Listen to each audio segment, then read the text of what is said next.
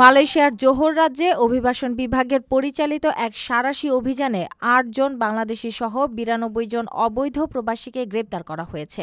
শুক্রবার ২৮ নভেম্বর ভোররাতে রাজ্যের টাম্পি ইন্দাহ এলাকায় এই ব্যাপক ধরপাকড় চালানো হয়। জোহর ইমিগ্রেশন পরিচালক দাতুক মহদি রুশদি মোহদ্দারুসের নেতৃত্বে ভোর ৪টা থেকে শুরু হওয়া এই অভিযানে ৫টি বিশেষ অপারেশন ওপস সেলেরা, ওপস মারি, ওপস সাপু, ওপস বেলেঞ্জা এবং ওপস পিন্টু একযোগে পরিচালিত হয়।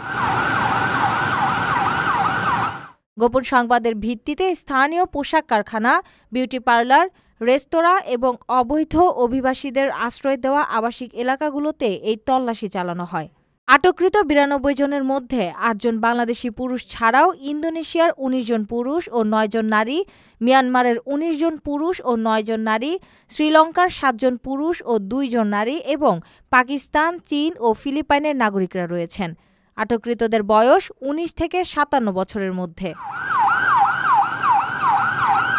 ইমিগ্রেশন বিভাগ জানায়, গ্রেপ্তারকৃতরা বৈধ পারমিট ছাড়া কাজ করা, ভিজিট পাসের শর্ত ভঙ্গ এবং ১৯৫৯/৬৩ সালের ইমিগ্রেশন আইন লঙ্ঘনের দায়ে অভিযুক্ত।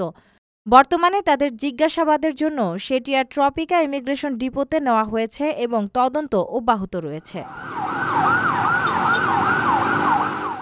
আপনার স্বপ্নগুলো আকাশ ছুবে প্রবাসীর হেলিকপ্টারের মাধ্যমে। বিয়ে, জন্মদিন অথবা যে কোনো বিশেষ প্রয়োজনে হেলিকপ্টার ভাড়া করতে যোগাযোগ করুন স্ক্রিনে দেয়া নাম্বারে। প্রবাসীর হেলিকপ্টার, নিরাপদ ও সাশ্রয়ী বাহনের বিশ্বস্ত নাম।